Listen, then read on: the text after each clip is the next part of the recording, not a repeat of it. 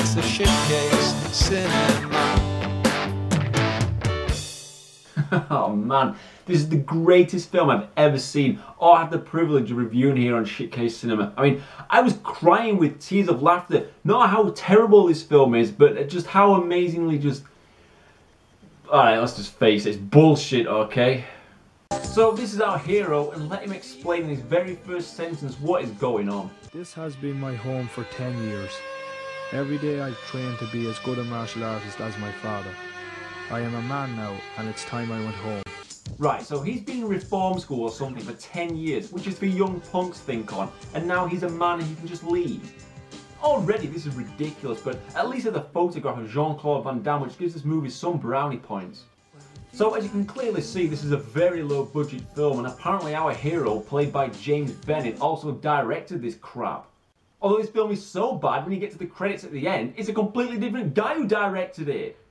What, are they so stupid they can't even remember who directed it from the start to the end? Well, anyway. But James Bennett is obviously talented as they come, because he also produced this and he was the fight choreographer. Talented bastard. Kind of makes me think of Brian Thompson, who did 10,000 things on Bachelor Party in the Bungalow of the Damned. You know it, because I said it. Yes, Brian Thompson, director, writer and producer of this. So we see him breaking into a house, tidying up. I mean, I guess this is his old house before he went to reform school for 10 years. Then we see him shopping and randomly getting involved with two arseholes messing around. You're very brave to be harassing young women. Oh, you hero. So he potters around the house some more while cheesy music plays, and he finds a robe which gives him black and white flashbacks when he was a kid training with his dad. Oh, and earlier when he found a statue and he touched it, it also gave him black and white flashbacks. Well, I mean, I guess it helps flesh it out, the healthy 1 hour and 9 minutes that this film lasts for. So amazingly, this blonde woman from the supermarket gets harassed by two goons, and who appears from thin air like a ninja? It's Bennett! Who the fuck are you? I don't think the girl needs help across the road. Why don't you Boy Scouts go and play in the woods? So he beats the guys up, gets the girl. Who the hell's that dressed like a druid? Thanks, It's okay. I know what it's like to be bullied. Jesus, this really is too much, man. This is pure comedy gold. So we're introduced to some local crime lord, I guess, and his henchmen tell him that Bennett is back in town after 10 years. Guess who's back in town? Young Jimmy Bennett, after 10 years. Why don't we get him to work for us? Working for us? Why not? Wouldn't it be ironic to have the son of the man I killed working for us? So this Oscar-worthy actor obviously killed Bennett's dad somewhere, sometime, somehow. It's not explained, but who cares? Maybe Bennett will touch something random and he'll have another black and white flashback which will tell us everything we need to know, like the meaning of life. So later on, Bennett is training, and let's just check this scene out because it puzzles me somewhat. Right, okay, she turns up at his house at night time on a bike to give him some manky apple pie or something. He asks if he can see her again, but I'm sure he will do, either in the supermarket or on the street. And why does he stand there like a dildo just waiting for her to leave? And why does he move around like he's got a goddamn cactus shoved up his ass? Then to make matters more confusing, two goons appear in his house right behind him, and he doesn't even look concerned at all. It's like, how do you get into my house? Who are you, you know? No, he just says, who? Somebody wants to see you. Who? It's just amazing. But it's not as amazing as a triple whammy of shitty scenes like this back to back. Seeing Bennett having fun at the fairground with the blonde girl and the camera effects make you feel like you're tripping out. Then a classic Bennett black and white scene of himself as a kid seeing somebody kill his father. Then into a montage of him training. I mean, where is this all going? The only good thing about this is you can slap in a remix to Bennett's montage, making him look like he's loving it. For the movie reviews and the science bits too, on the Shitcase cinema. On the Shitcase cinema. Oh, it's the Shitcase cinema. Fuck! Go on, lad. So Bennett puts his new dance moves into action when he's refused entry into a pub. You could go to another pub somewhere, but when you can kick the shit out of dumb doormen, just go for it. It's the right thing to do. Then once you get into the pub, what do? You order a drink like you're fucking Mighty Thor, that's what. Here, So before you know it, some guy spills his beer really badly, and this obviously pisses off Bennett. Hey Barbie, why don't you apologise? And sure enough, half of the men in the pub decide to have a go at our main man, including the guy behind the bar with the shotgun. Why did he give him his gun back? Ah, well, you see, there's always method to Bennett's madness because he did it so he could get in this epic line here. Fuck you and your gun, you prick. So the only real way for things storyline going on is that Bennett gets invited to a fighting tournament by a strange old scruffy bastard. Bennett doesn't even know what a tournament is. You having a tournament? Yeah, what's that? Then the monk just magically disappears. Brilliant. But then he pops up later the next day telling Bennett to meet him the following day while Bennett's training to cheesy music. That's the great thing about this film. Even in boring scenes, there's always something interesting going on, like cheesy music. What do you know about my father? Meet me tomorrow at midday. Honestly, this is the pits. You really need to check this out. I mean, you could play so many drinking games like how many dumb faces can Bennett pull, or just take a drink when it looks like Bennett has shit his pants. I mean, the list is endless.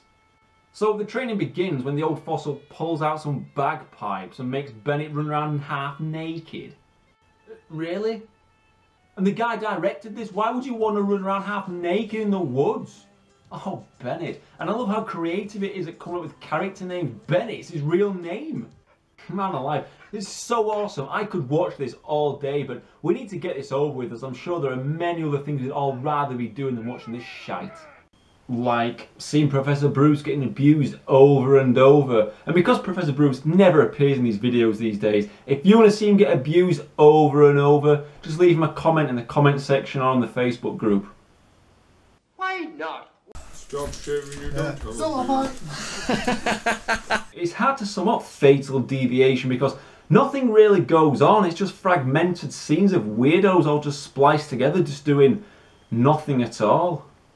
I used to think that Ireland's greatest gift to the world was Guinness, but you know something? Bollocks to that. This movie is the best thing ever. Next up, Bennett fights some bikers in the woods. That kick there reminds me of a scene from Hard Target. But hey, hold on. Speaking of Hard Target, doesn't this scene also look like a direct rip-off? Well, no, because compared to this, Hard Target is lame. This is amazing. So moving on, Bennett goes home, gets a note, and then runs off, which is mental because he was totally out of breath just walking, but then he runs off seconds later and then fights a bunch of guys in the woods. What did the note say? Well, who knows, because it cuts him sleeping and dreaming of black and white bullshit again before he's with the old man seconds later, and then we get to see the note. Whoa, whoa, whoa. Loose? They can't even spell lose properly. Oh, I'm just speechless. Right, okay, let's wrap this garbage up quick. So this tournament begins with loads of goons fighting each other, then Bennett joins in. There's cool effects like this. The monk tells Bennett that apparently his father's spirit will be with him so he'll win the tournament. So what am I going to do tomorrow? You must win. How can I with those two watching me? We'll deal with those two. Your father's spirit will be with you. And we see more fighting with some dodgy yellow filters on, which just make me think of Battlefield Earth with all the dodgy filters all the time. And you know something? The only thing that will make this seem any better would be to have the Mortal Kombat theme playing over the top.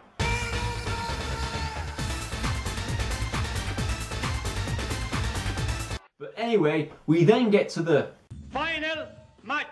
So Bennett fights a guy called Seagull, not Seagal, because he's not fat like Seagal. Bennett gets beaten up, has more fucking black and white flashbacks. I mean, just stop it, you twat. And then sure enough, he kicks ass against all the odds because, I don't know, he just directed this crap or was in reform school for 10 years. Then he runs away outside, fights two goons, a mobile brick flies into the air for some reason. Bennett does his magic and then says this. Everything's okay, boss.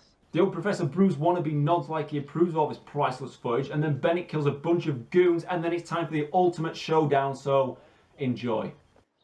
You killed my son. Now I am going to kill you, just as I killed your father.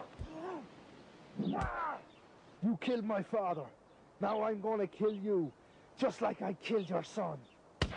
And that's it. The end.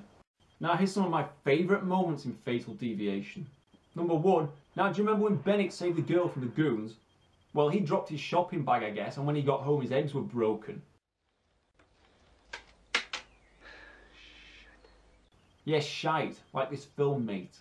Number 2, I love the wooden acting. It's like, as soon as you switch on the camera and give somebody a line to recite, they just become goddamn wooden robots. Why is this tournament so important to us? Because, stupid, it makes us look good. Are there any other contenders? It's your job to make sure that does not happen. Number 3, I love the sound effects of Bennett's gun.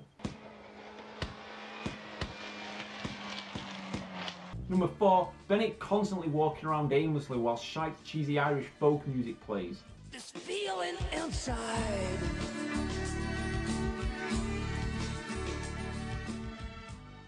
Number 5, Bennett is the worst driver ever. He's shooting at guys who we've never seen before. Then he crashes, runs away, and we get the best explosion ever. There goes the driver's license. Oh please, Bennett, I only have so many ribs. Spare me from your comedy genius. And so, what happens now that he's killed all these guys? His ass is probably going back to reform school for another 10 years, and why the hell was he there in the first place anyway? So, despite the central point being about this tournament, which I don't even know if he was the winner because he just ran away, which is remarkable considering he's got a leprechaun stuck up his backside, it barely features, and the story in the end just becomes a revenge story. But right up until this very last scene, there was no hint of any kind of revenge. At all. I mean, is this what it seriously boils down to, the final 20 seconds here? Fuck you, man. Seriously, it's laughable. Now, I know there's been a lot of new additions to the list lately, but this clown here is now a fully fledged shitcase legend. It's the only honour he'll ever get. Fact. 0.1 out of 10. Just say no more. It's films like this that make me lose the will to live. Just, it's terrible. Help me, Zardos.